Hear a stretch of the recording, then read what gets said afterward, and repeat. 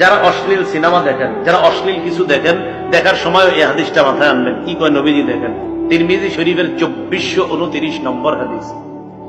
রাসূলুল্লাহ সাল্লাল্লাহু আলাইহি সাল্লাম এই আয়াত তেলাওয়াত করলেন, সূরা জিলজালের 4 নম্বর আয়াত তেলাওয়াত করার পর নবীজি বলেন, আতাদরুনা মা আখবারুহা, তোমরা কি জানো জমিনের বৃত্তান্ত কি? জমিন কি বলে দিবে? সাহাবীরা বললেন, আল্লাহ আর তার নবী ভালো জানেন।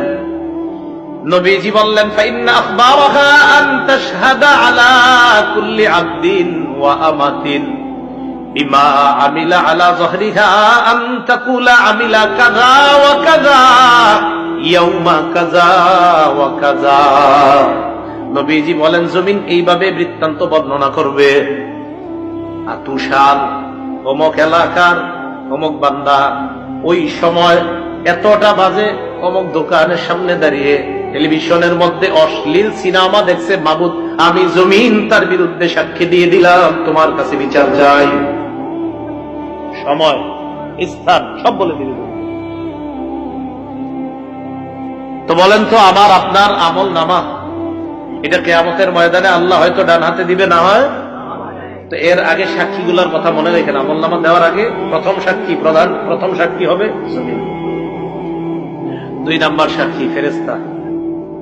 সূরা ইনফিতরের 10 থেকে 14 নম্বর আয়াতে আল্লাহ বলেন, ওয়া ইন্না আলাইকুম লাহাফিযিনা কিরামান কাতিবিনা ইয়ালামুনা মা তাফআলুন ইন্নাল আবরারা লাফি নাঈমিন ওয়া ইন্নাল ফুজ্জারা লাফি জাহিম।